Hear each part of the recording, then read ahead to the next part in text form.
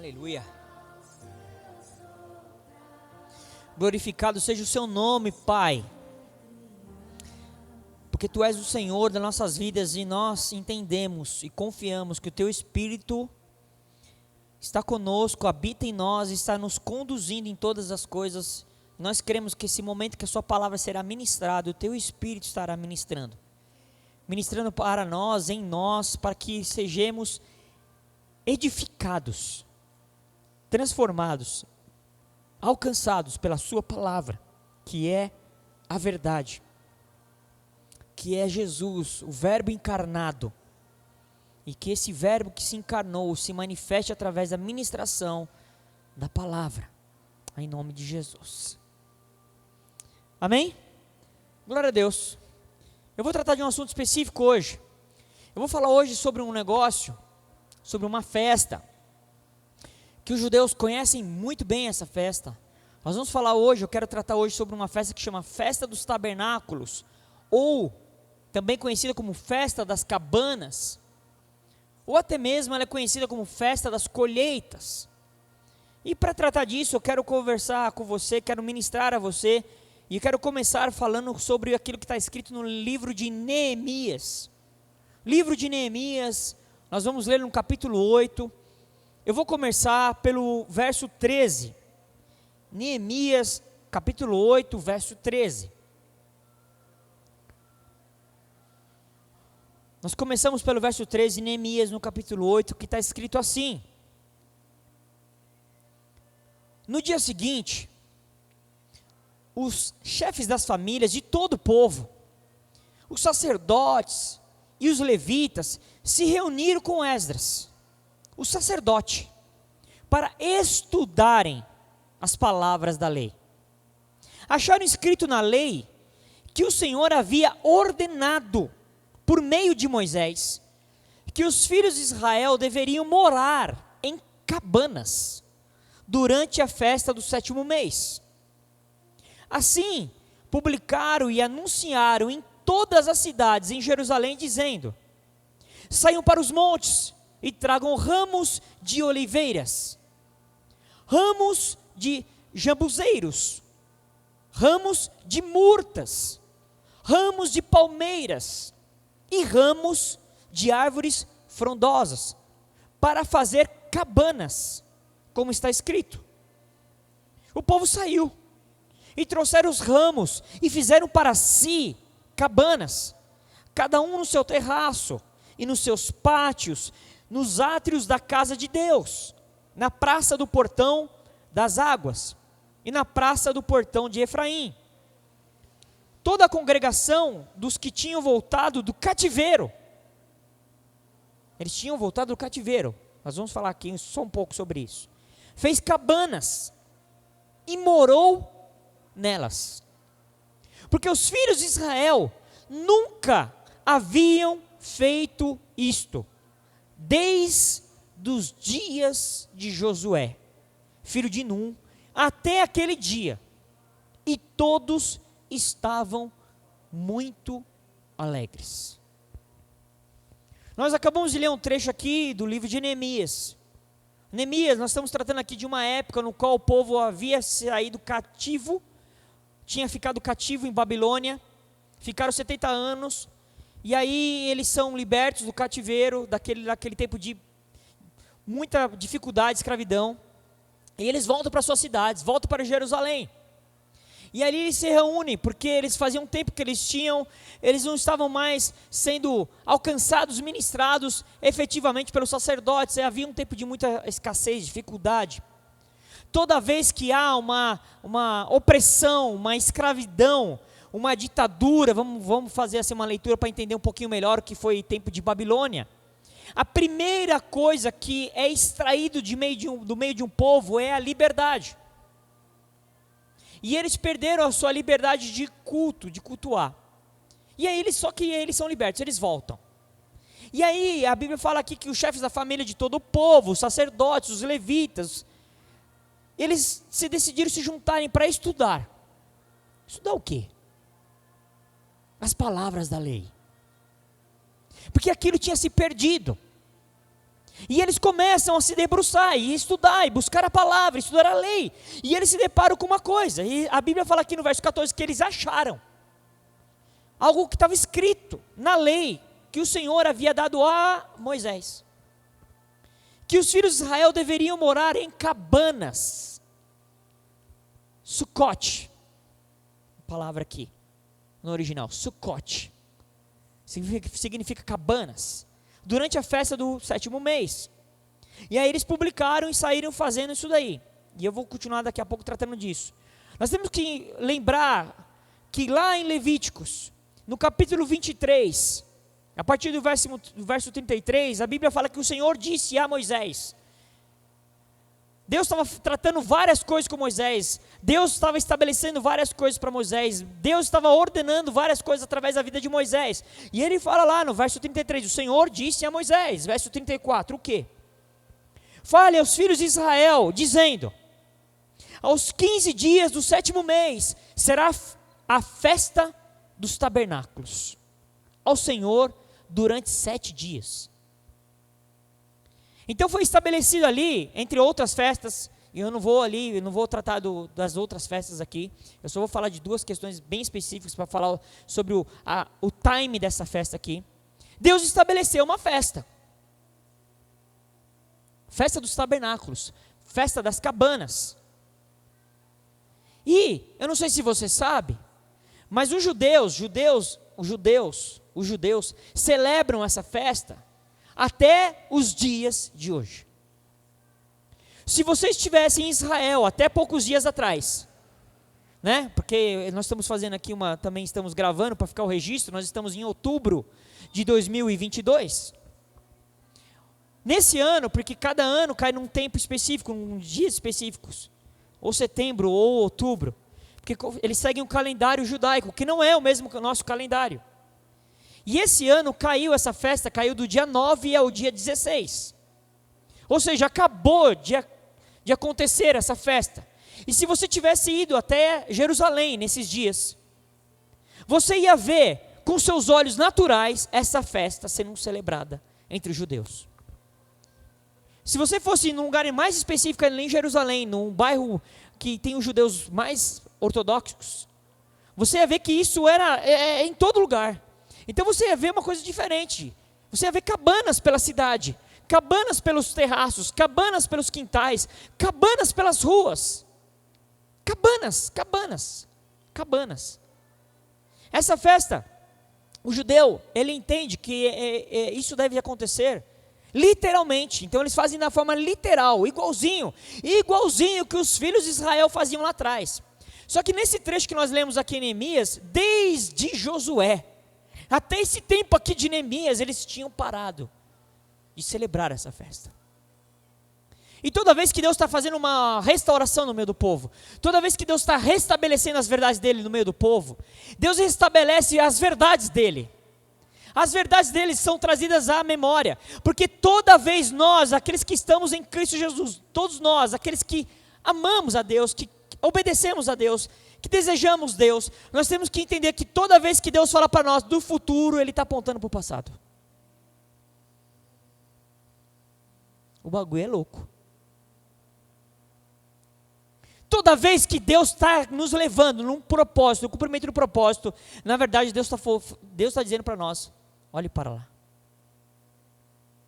E aqui não estamos falando nada de se pegar a tradicionalismos, costumes antigos, nada. Porque alguns não entendem isso e começam a usar kippá, começam a fazer coisas literais do judaísmo. Não é nada disso que nós estamos dizendo. Nós falamos sobre verdades e princípios. E Deus usou essas questões todas, as diversas festas que foram estabelecidas. Pentecostes, festas das trombetas e por aí vai. Porque na verdade Deus estava querendo nos ensinar verdades, princípios. Porque Deus usa questões naturais para apontar verdades espirituais. Jesus fez isso no ministério dele inteiro.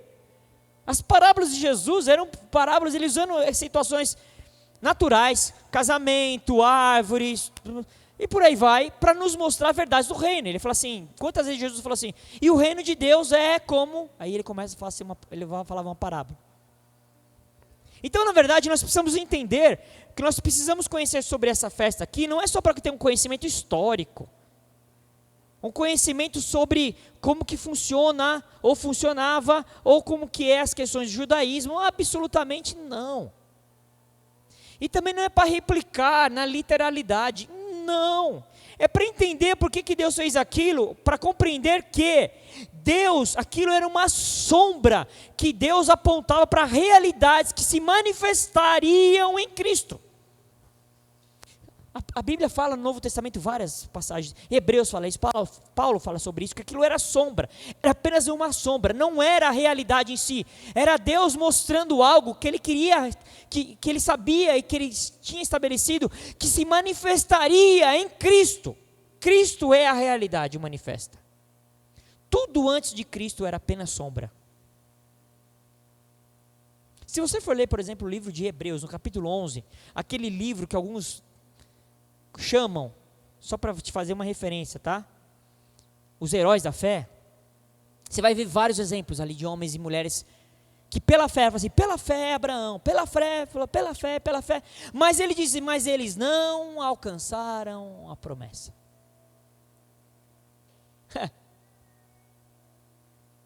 Aquilo era sombra. Aquilo era uma sombra. E aí, tem uma passagem no livro de João, no capítulo 7. Eu convido você a acompanhar comigo essa leitura. João, Evangelho de João, no capítulo 7, a partir do verso 37. Evangelho de João, capítulo 7, a partir do verso 37. Essa é uma passagem aqui, isso aqui é uma coisa literal, histórica, é um fato, aconteceu. E esse fato aconteceu bem na época da festa dos tabernáculos, ou festa das cabanas. E a Bíblia fala, no último dia, o grande dia da festa, festa dos tabernáculos, Jesus se levantou e disse em voz alta: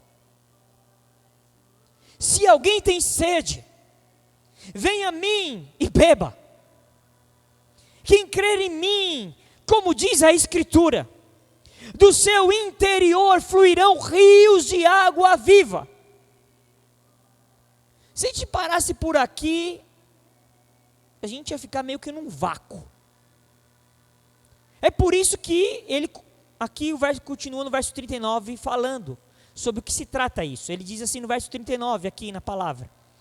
Isso ele disse a respeito do Espírito, que os que nele crescem haviam de receber, pois o Espírito, aqui ele está tratando sobre o Espírito Santo, pois o Espírito até aquele momento não tinha sido dado, porque Jesus ainda não havia sido glorificado.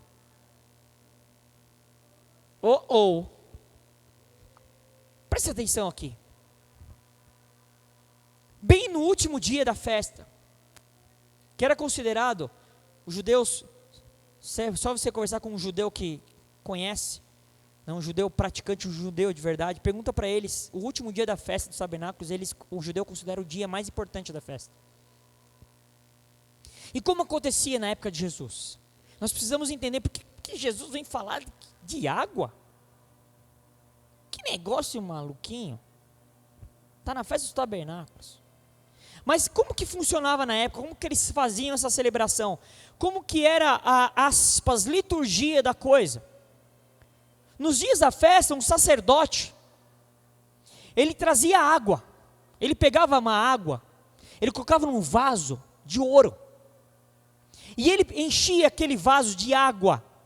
E essa água, ela era retirada do tanque de Siloé. Eu não sei se você sabe, mas Siloé significa um enviado. E o sacerdote ia até esse tanque de Siloé e pegava esse vaso de ouro, enchia de água. Na festa dos tabernáculos. E aí o que acontecia? Viam como fosse uma procissão. A galera toda, os judeus. Porque a festa dos tabernáculos, quando você vai ler em Deuteronômio capítulo 16, que trata disso, é uma festa que ela é para celebrada com alegria. Deus começa falando assim lá, alegrem-se. É uma festa alegre, de celebração, de alegria.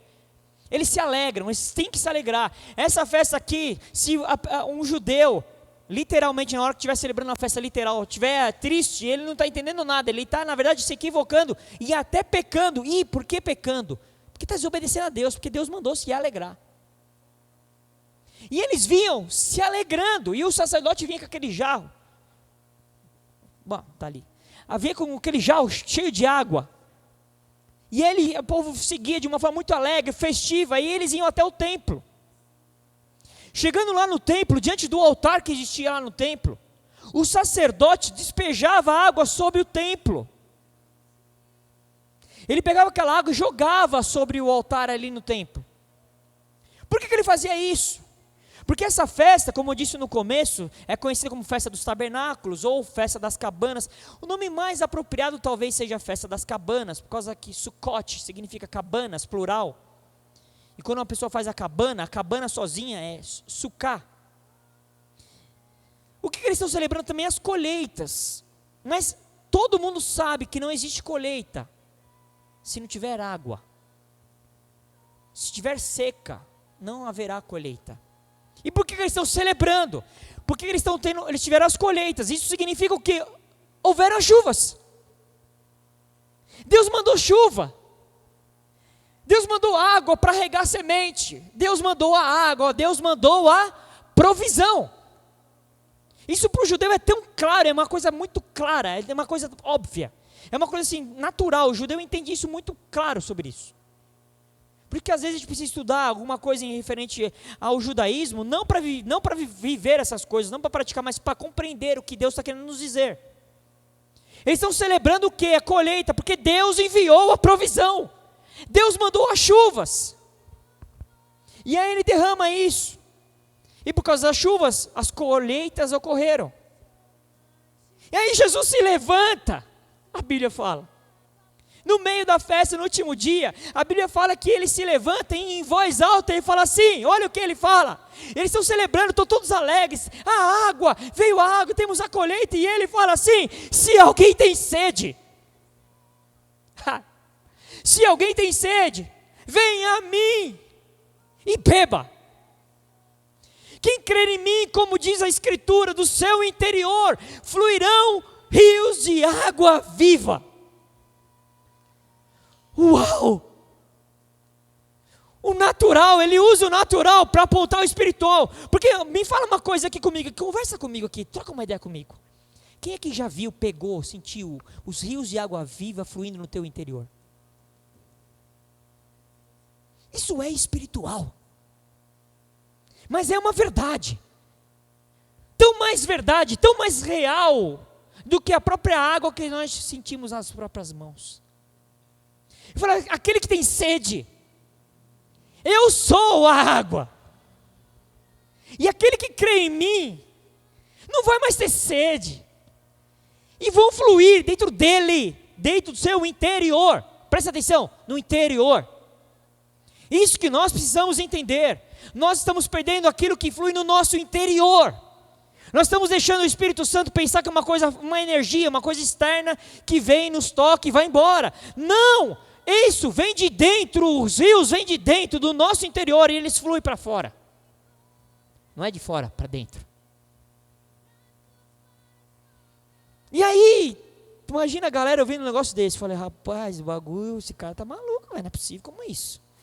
Só que Jesus também, ele estava ali fazendo uma liberação profética. Ele estava falando sobre o Espírito Santo que ia ser derramado. Só que a Bíblia fala aqui, nós lemos, que ainda não tinha acontecido, porque ele ainda não havia sido glorificado. Quando foi glorificado Jesus? Jesus foi glorificado quando ele morre na cruz, ressuscita e sobe ao Pai. A Bíblia fala que o Espírito Santo é derramado. Então do que nós estamos falando? Do que nós estamos tratando aqui? Do Espírito Santo. Do Espírito Santo. É disso que nós estamos falando aqui. É disso que nós estamos tratando. E por que Deus também ordenou que durante aqueles 7 dias, no 7º mês, durante 7 dias, o povo morasse em barracas? Porque para trazer a memória, para lembrar o povo, que eles haviam ficado escravos no Egito durante 400 anos. E Deus os tirou de lá. E quando Deus os tira do Egito, vocês conhecem a história, passa pelo Mar Vermelho, e eles vão e se deparam com o quê? Deserto. E a Bíblia fala que eles ficam 40 anos no deserto.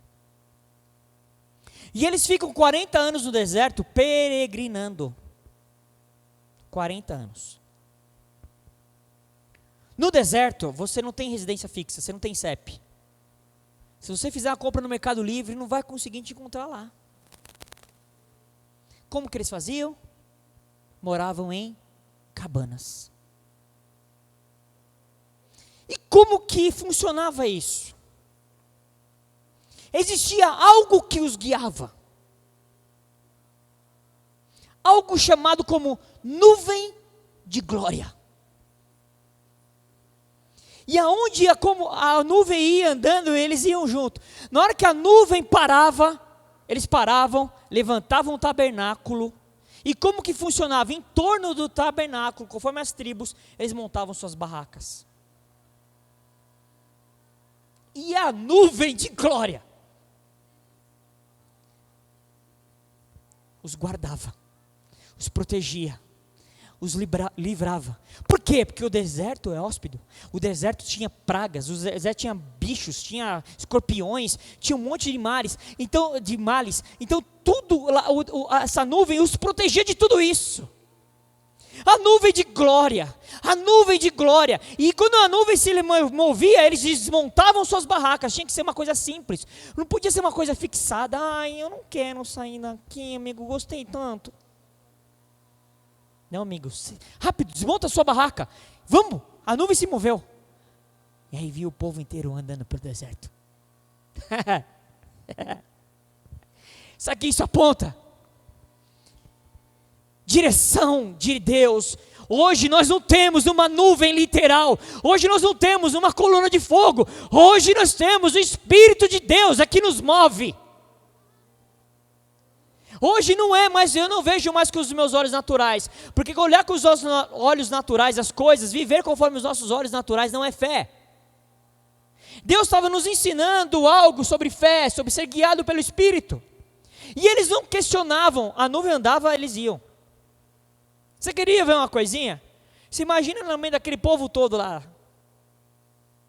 Se um judeuzinho meio maluquinho, rebelde, revoltadinho, você, não concordo. Mano, a galera está indo para lá, a nuvem está indo para lá, eu vou chegar na minha. Se ele fizesse isso. Todos os males do deserto o atingiariam.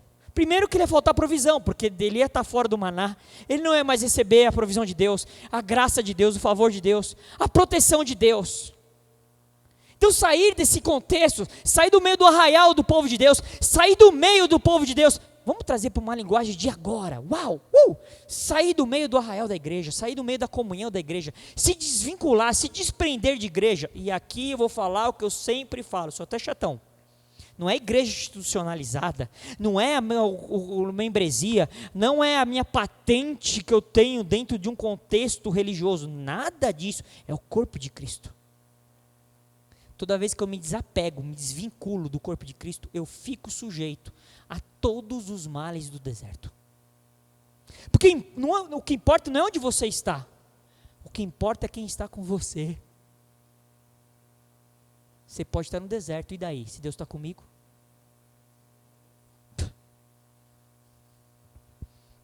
Eu tenho um pastor muito amigo, muito amado, que ele sempre nos ensinou o seguinte: você e Deus, você está com a maioria.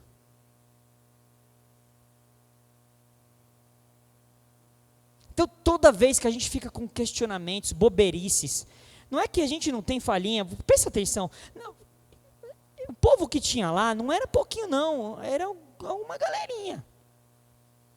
Tinha acho que uns milhõezinhos ali de pessoas ali.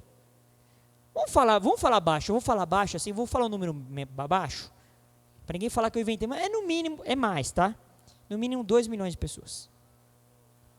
Você imagina que naquele meio de todo mundo tinha uns perrenguinhos, umas tretinhas, umas conversinhas, uns não brincam mais, uns narizinhos? Tinha. Só que eles tinham que se alinhar ali, se ajustar e continuar juntos no mesmo propósito. Porque se saíssem do contexto da nuvem de glória, eles estavam perdidos. E eles moravam, por que Deus fala para eles? Para eles lembrarem, sempre, que Deus tirou-os do Egito e cuidou, zelou, dirigiu, protegeu eles no deserto. Porque uma barraca é a estrutura mais frágil, mais simples que se pode falar sobre morar, sobre habitar. Nada é mais frágil que uma barraca. Forte derruba.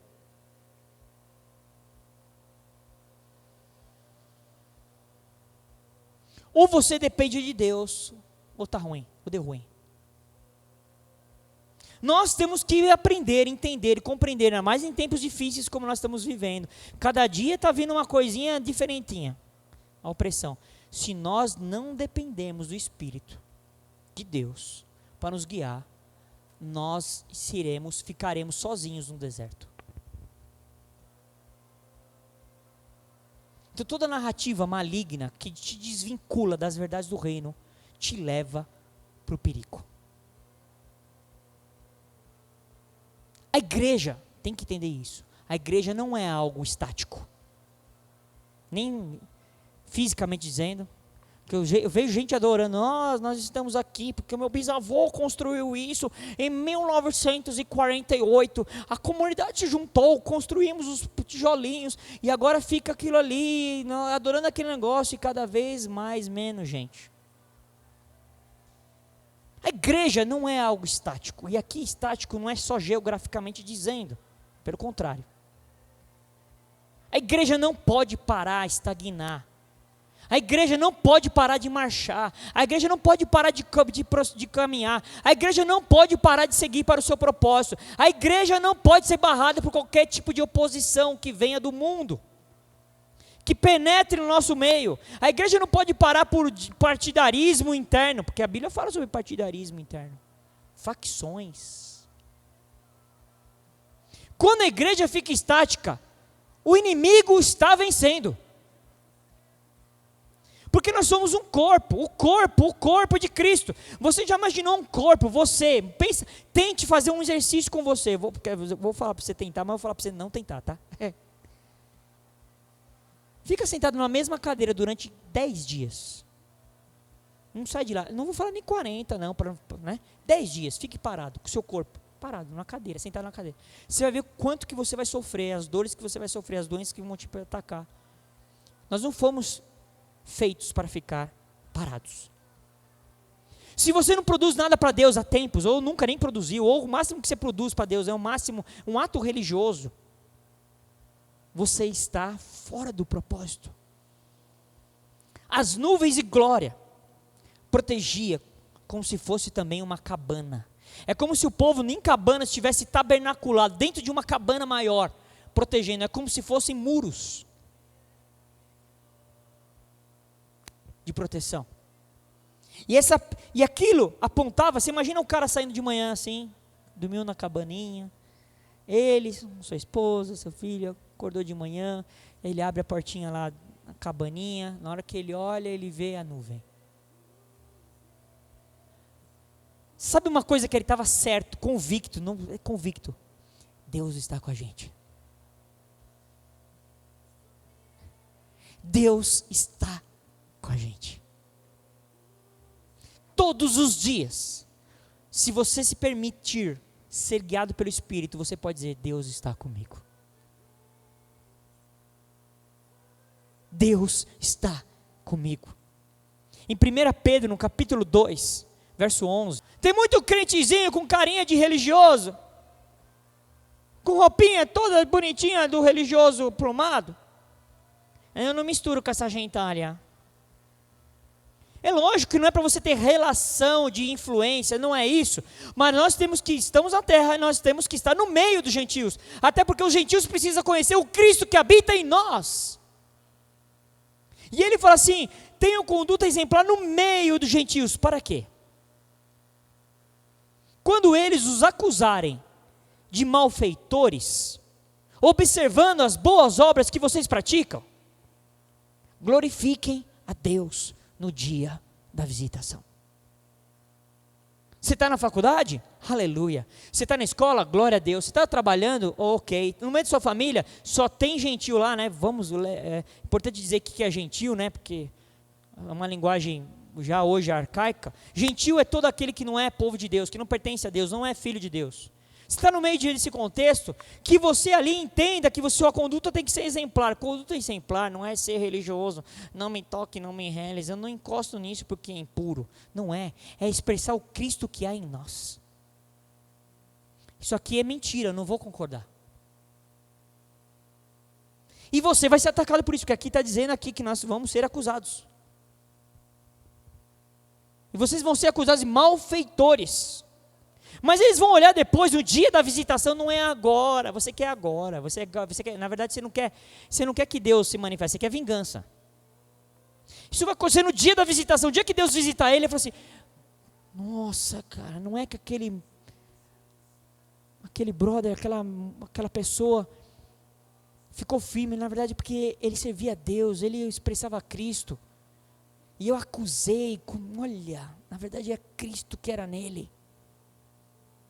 Nós seremos acusados, porque nós vamos denunciar a mentira, nós vamos denunciar o engano, com a nossa verdade, com a nossa postura, não só com a nossa fala, mas com a nossa postura. Eu não concordo com isso, eu não vou me envolver com isso. Ah, mas é só um desviozinho, só tirar aqui, só negar um pouquinho, ou então só fazer tal coisinha, é só aceitar tal doutrinaçãozinha, afinal de contas não tem problema nenhum, é só ficar quietinho aí que não dá problema para você, porque a maioria das vezes nós estamos querendo evitar problemas para nós, e não expressar a verdade do reino, porque expressar a verdade do reino, põe você em xeque, em perigo, porque você vai ser acusado de malfeitor. Em momentos de tantas discussões nas nossas vidas, tantas narrativas, tantos problemas, tantas questões, tantas situações, você tem que continuar firme no meio dos gentios. Eu não concordo com isso. Eu não vou fazer isso. Ah, mas vamos fazer tal. Não, eu não vou fazer. Isso é errado. Não concordo. E vão se juntar contra você e falar assim, você fez isso, fez aquilo, blá, blá, blá. Mas você tem que lembrar que você é peregrino, forasteiro. E a Bíblia fala aqui, se abstenham das paixões carnais. Você sabe o que são paixões carnais? Lógico, vamos falar daquelas coisas meio óbvias, né, que já sei que já subiu ao seu coração, já subiu à sua mente. As questões na área sexual, por exemplo. Porque essa hora a primeira coisa que vem, ok, tá certo. Ok. Tá certo, sim. Mas será que é só isso?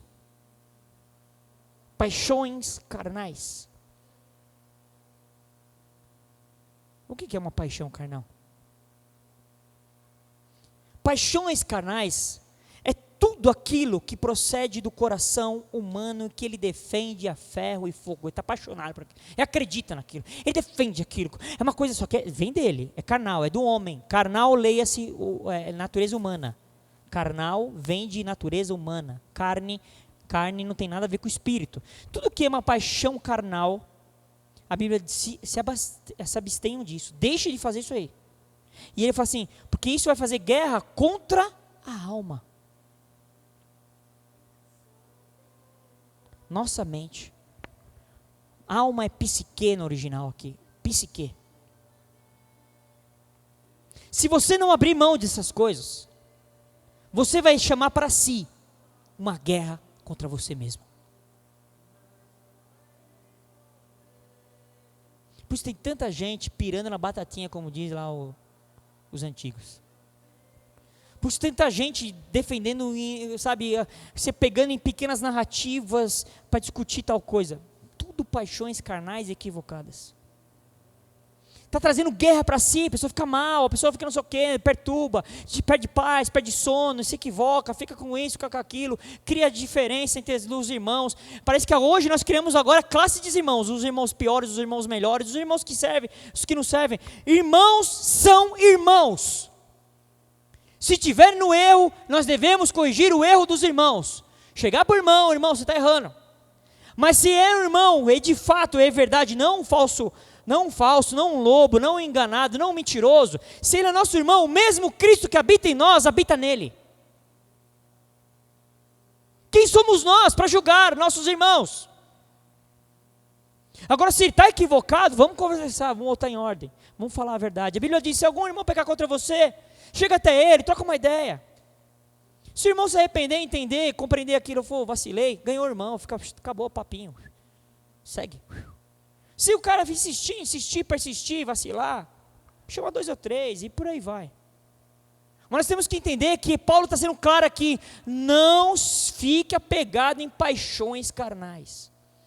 Tem gente que é apaixonado pelo poder, apaixonado pela influência, apaixonado pelo dinheiro, apaixonado pela posição social, apaixonado pelas questões estereótipicas, apaixonado por questões que envolvem a sexualidade, apaixonados em discutir para ganhar do outro nas narrativas, apaixonado por mostrar que é melhor do que o outro, para apontar o erro do outro, e por aí vai. Inveja, maledicência, paixões carnais. A Bíblia fala que essas nuvens de glória representavam a presença imediata de Deus no meio do povo. Cadê a nuvem de glória? Hoje. Sabe quando ela vai vir de novo? Desculpa te decepcionar. Nunca. Porque Deus fez algo maior. Aquilo era sombra. Lembra que sombra? A nuvem de glória representava a presença de Deus entre o povo. Agora Deus fez algo maior. A presença de Deus em nós. É maior. Ele tabernaculou em nós. Nós somos o tabernáculo de Deus. Nós somos a casa de Deus. A presença de Deus habita em nós.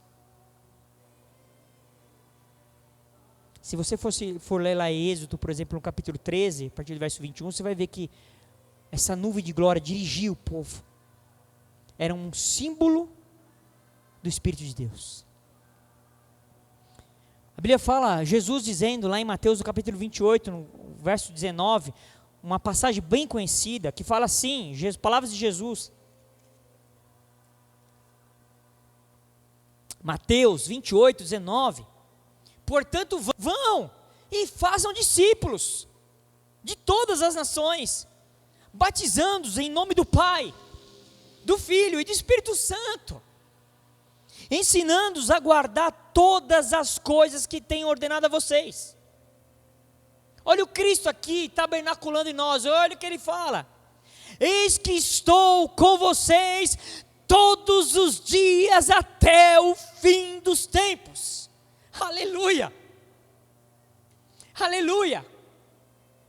Jesus disse que estaria conosco, não é só no domingo, no culto, ou então, o culto que algum tem o culto da Santa Ceia, esse é poderoso, esse ele não falta. Ou então, alguns que tem o culto do Espírito Santo, ele curte também, uhul! Todos os dias, até o fim do tempo. Todos os dias. Todos os dias. Se você conversasse com um judeu, alguns dias atrás, lá em Israel, e perguntasse assim para ele, o que você está fazendo aí nessa cabana, meu? Sua casa aqui, mó legal, essa cabana aí. Você é porque Deus, uma vez, nos tirou do Egito, e nos guardou, e nós ficamos no deserto. Ele vai contar para você o que Deus fez. Nós não temos mais tempo para buscar nossa própria glória. Não existe mais tempo para construir nosso próprio reino. Não. Não temos mais tempo para prosperar a nossa própria vida. Porque tem muitos querendo sucesso, prosperidade. Oh, quero aquela benção, aquela empresa big. Não temos mais tempo para isso. Jesus disse que as portas do inferno, elas não prevalecerão contra a igreja. E aí te vai lá em Tiago, no capítulo 1, no verso 27, e fala assim: a religião pura e sem mácula para com o nosso Deus e Pai é esta: visitar os órfãos e as viúvas nas suas aflições. Mas olha como ele termina dizendo: o que é que Deus espera de nós? O que é verdade? O que é puro? O que é sem mácula? Se guardar incontaminado do mundo. Guardado da mentalidade que tem no mundo, da cultura que hoje está estabelecida no mundo, que está influenciando em todas as esferas. Os nossos jovens hoje estão ocos, vazios, sem nenhuma experimentação de Deus. Na verdade, Deus é uma coisa estranha, de longe. Espírito Santo, então, no máximo é algo da história, algo a ser estudado, no máximo. Porque há uma contaminação do mundo no meio de nós. E aqui não estou falando de costumes, porque quando a gente fala isso, o pessoal pensa, é mesmo, né? Você viu que a roupa da menina? Você não estão falando disso. Falando sobre estruturas mentais. Basta ver as músicas que eles escutam. Basta ver quem eles seguem no TikTok. Basta ver quem influencia eles lá no TikTok, lá no Instagram. Vê quem são as influências deles. Vê os vídeos que eles assistem no YouTube. Você vai entender essas influências entrando. Aí você fala para um cara desse: cara, você precisa de Cristo e o Espírito de Deus precisa te guiar. É? Sério? Você chapou, mano. Porque eu li lá, sei lá, mano, esse negócio aí dos velhinhos, dos antigos. Hoje é outro papo. Hoje é metaverso, velho. O bagulho é louco. Nunca experimentou ser guiado pelo Espírito Santo. Porque o dia que você experimentar, você vai ver o que é bagulho louco. Tá faltando. A Bíblia fala em Efésios, no capítulo 2, verso 1. Efésios 2, 1. Ele lhes deu vida. Quando vocês estavam mortos em suas transgressões e pecados, nos quais vocês andaram no outro tempo, segundo o curso deste mundo, segundo o príncipe da potestade do ar, do espírito que agora atua nos filhos da desobediência. Essa pressão que o mundo exerce, esse sistema de valores e pensamentos, ele é estabelecido, fundamentado de uma forma satânica. Ele é inspirado por Satanás, que cultiva um estilo de vida independente de Deus. Cada vez mais nós estamos sendo impedidos de tratar de Deus, falar Deus. Em alguns ambientes você é imediatamente refutado. Em ambientes escolares, em ambientes universitários, esses ambientes estão aversos a Deus, à presença de Deus. Se você só falar o nome de Deus, é capaz de você ser atacado. Tem muitos jovens que têm medo de andar nesses ambientes, mesmo que jovens que amam a Deus, porque eles sabem que eles vão ser atacados, rejeitados, a linguaginha de hoje, cancelados, excluídos, e alguns ambientes são violentos. É proibido falar disso. Só que da cultura que está sendo estabelecida, não importa o que, se é discutir gênero, se é discutir tal coisa, está liberado, porque afinal de contas, aí eles falam, nós somos livres, eu posso fazer o que eu quiser. O que está hoje diante do mundo, a mentalidade do mundo é, faça do seu corpo o que você quiser. Sabe o que ele está dizendo indiretamente? Você é Deus e você mesmo. Você é seu próprio Deus.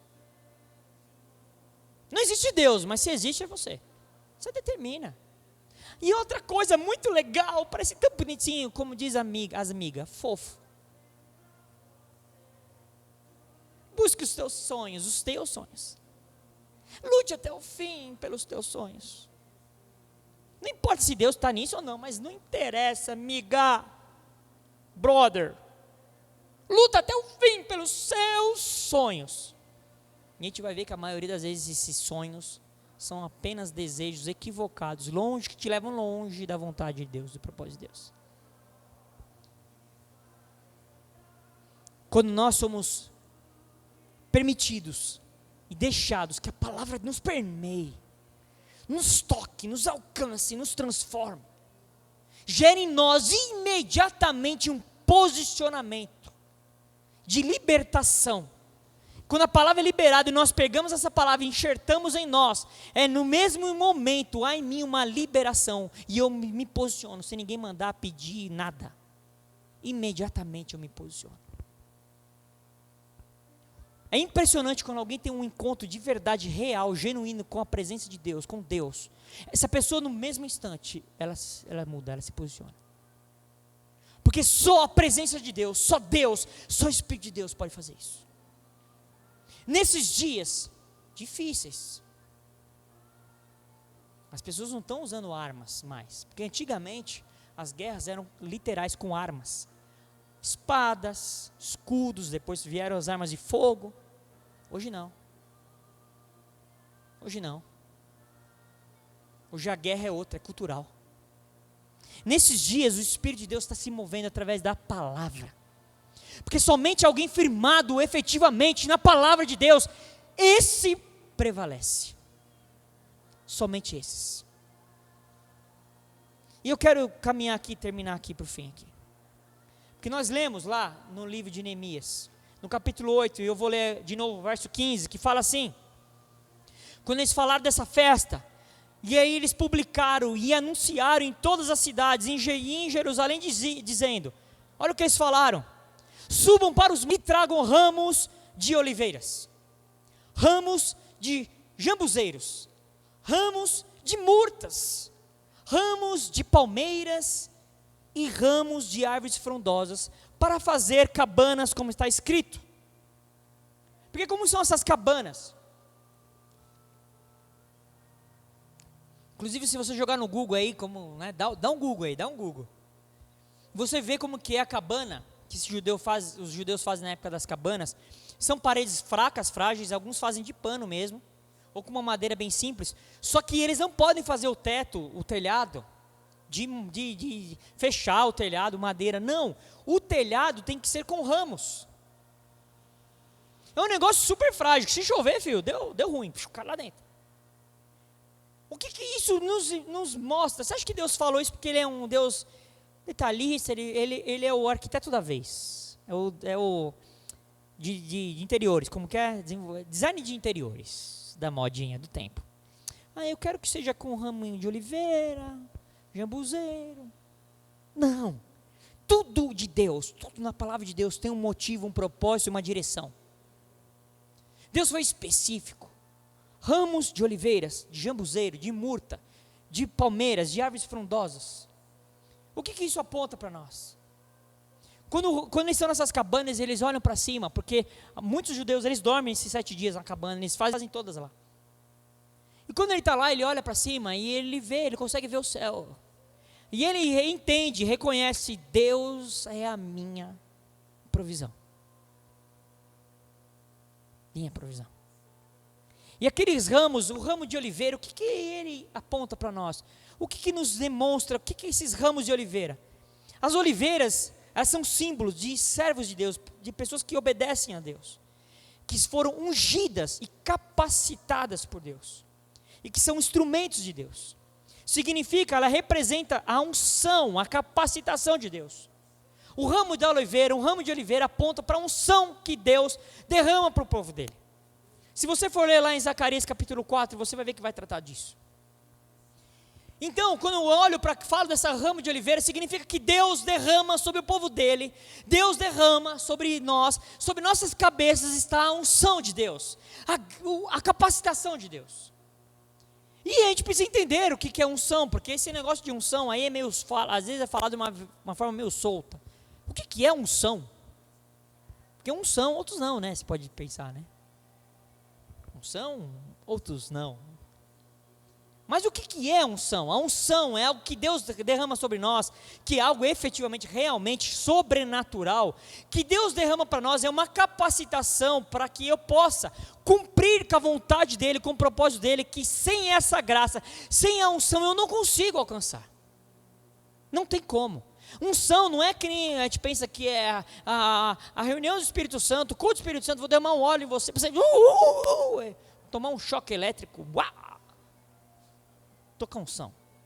Deus não derrama unção sem propósito. Deus derrama unção para cumprir um propósito. A unção é algo para me capacitar para cumprir a vontade de Deus. Sem a unção, se eu for depender só do meu braço, da minha vontade, do meu conhecimento, das minhas condições naturais, eu não consigo. Eu dependo do óleo da unção, dessa capacitação que vem de Deus. Eu vou dar um exemplinho aqui, eu já falei isso uma vez, vou falar de novo, porque como dizem, o público é rotativo. Eu aprendi uma vez um pastor foi ensinar, perguntar para ele, o que é unção? Por favor, um aluno com coração desejoso de aprender, ele falou assim para o seu pastor, por favor, eu não consigo entender, o que é unção?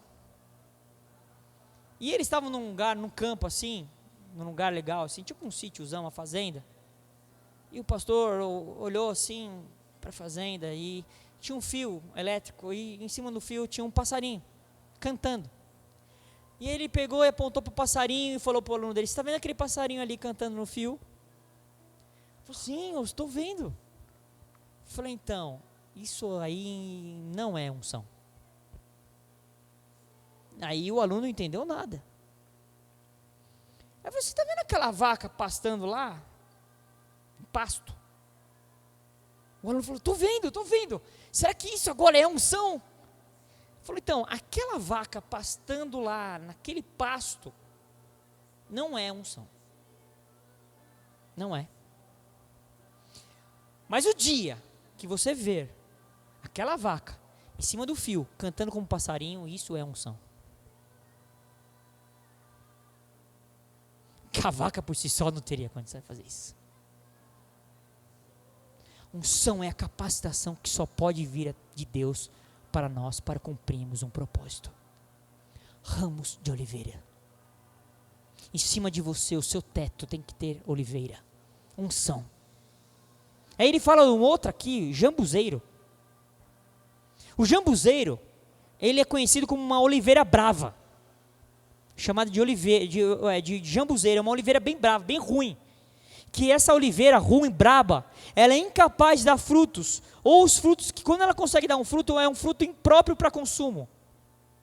E quando nós lemos lá em Romanos, no capítulo 11, Romanos capítulo 11, a partir do verso 17, ele fala assim, ele está falando dos gentios que foram colocados em Cristo, e ele fala assim, e se alguns dos ramos foram quebrados, e tu, sendo jambuzeiro, foste enxertado em lugar deles, está falando dos judeus aqui, e feito participante da raiz que é Cristo, e da selva da oliveira, não te glories contra os ramos, e se contra eles te gloriares, não és tu que sustenta a raiz, mas é a raiz a ti.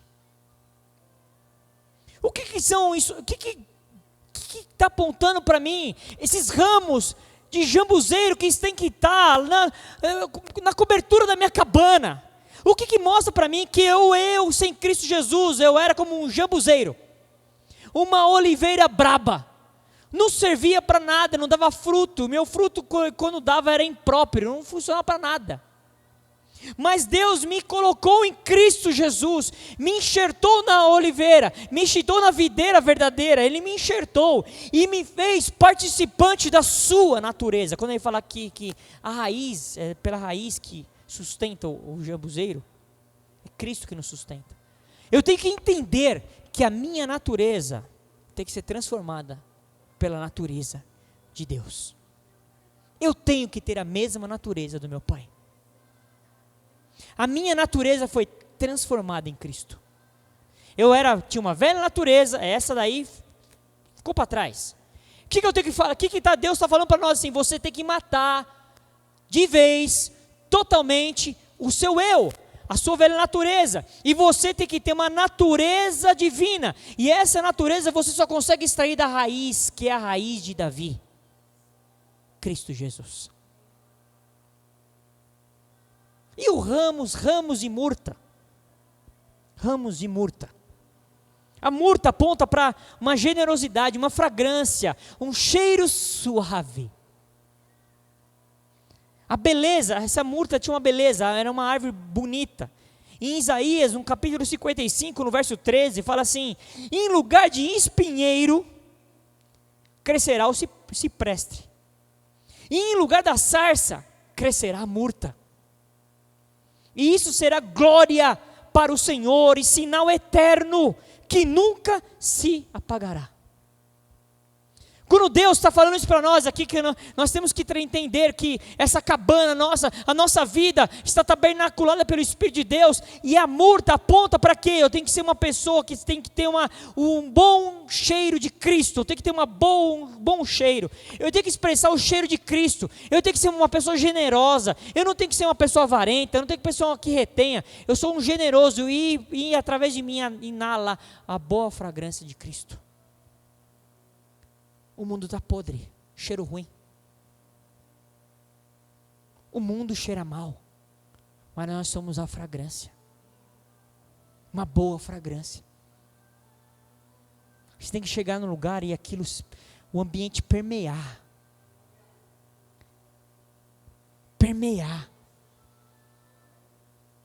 Eu sei que alguns vão amanhã, já logo daqui a pouco vão entrar lá no Mercado Livre e procurar perfume da moda. Não é isso que nós estamos falando. É lógico que é bom você ficar cheirosinho, né? Limpinho, glória a Deus, né? Mas tem que ser um cheiro que inala daqui, ó. Uma boa fragrância. Mas ali o ambiente é ruim. Seja uma boa fragrância. Ramos de palmeira. O que a palmeira nos ensina? O que a palavra nos aponta? Qual que é o símbolo de uma palmeira? Qual que é o simbolismo da palmeira? A palmeira é uma árvore forte, poderosa. Uma árvore que é muito útil, é uma árvore também frutífera. O que aponta para como se fosse uma coluna, o caráter do ser humano. Você tem que ter um caráter forte, firme. Você tem que ser como uma coluna. A palmeira, ela fica firme nos lugares mais difíceis. Em lugares difíceis, a palmeira fica muito bem firmada. Ela fica muito bem arraigada. Ela fica muito bem forte. O que também aponta? Quando você vai ler lá em Salmos, no capítulo 92, em Cantares, no capítulo 7, em João, no capítulo 12, no verso 13. Também a palmeira aponta para quê? Se refere à vitória.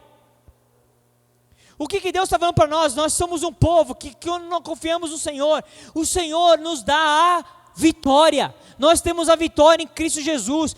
Por que também? Porque nós somos como uma coluna, nós ficamos firmes. Pode vir tempestade, pode vir os ventos, pode vir a tribulação, não vai nos tirar, não vai nos mover, porque nós somos como uma palmeira, firme. A Bíblia fala que o justo florescerá como a palmeira, crescerá como o cedro no Líbano.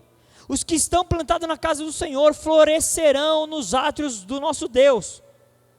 Na velhice ainda darão frutos, serão viçosos e vigorosos. Salmos capítulo 92.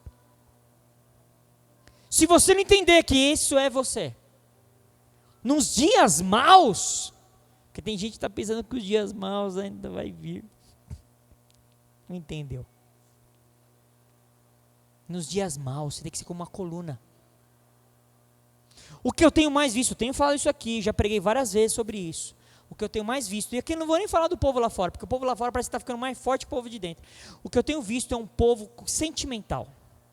Um sentimentalismo tóxico. A minha vida é baseada naquilo que eu vejo, sinto, experimento na minha alma, e não pelo aquilo que a palavra de Deus diz para mim. Significa que eu não sou como uma... Nos arrependemos. Sem arrependimento não vai ter festa depois. Se arrepender de todos os posicionamentos equivocados, os levantes, as mentiras, as fraquezas, a falta de firmeza em Cristo Jesus, a falta de compromisso, a falta de fé, a falta de vida. Se arrepender daquilo que você tem pensado, vivido, experimentado, falado. E tem que ser um arrependimento coletivo. Lógico que você tem que se arrepender no seu individual com Deus, sim, daquilo que você sabe, daquilo que de repente Deus precisa tratar contigo. Mas também precisamos haver um arrependimento coletivo como igreja. A igreja tem andado mal, brigando contra ela mesma. Jesus falou assim, não tem como um reino subsistir contra ele mesmo. Nós brigamos entre nós, por causa de narrativas, porque agora as narrativas tomaram conta até da igreja. Essa palavrinha está na moda agora, narrativas. Por causa de alguns posicionamentos que a igreja tomou. A igreja que tem se movido pela fama, mas que é oca por dentro, vazia. E aquelas que não têm uma fama para carregar uma multidão, estão vazias, porque o povo não quer compromisso, afinal de contas não é legal, não é da moda, não está na fama. Você quase precisa pedir, pelo amor de Deus, misericórdia, por favor, venha, se envolva com a sua igreja. Se o dia faz sol, porque fez sol. Se choveu, deu ruim. Ô, irmão, choveu. Se eu tenho carro, é porque eu não quero sujar o carro. Se eu não tenho, é porque eu não tenho para ir, irmão. Se eu tenho uma coisa para cuidar, um sítio, uma coisa, é porque eu tenho que cuidar lá, né? Vai que alguém invade, vai que invade as terras. Daqui a pouco vai, né? Corre o risco, vai sei lá. Se eu tenho uma festa para ir, eu tenho que ir para a festa, né? Engraçado, acho que tem uma parábola que fala isso daí, né? Que o convidou para o casamento, aí deu umas desculpinhas. Falta de compromisso. E não é compromisso religioso, não é compromisso de instituição, é compromisso de fé, compromisso de corpo, compromisso com Cristo. Nós temos que nos arrepender para experimentar dessa preciosa festa dos tabernáculos, das cabanas, entendendo que o Espírito de Deus já foi derramado para todo aquele que nele crê. Que Deus nos abençoe e nos conduza em toda a verdade, em nome de Jesus.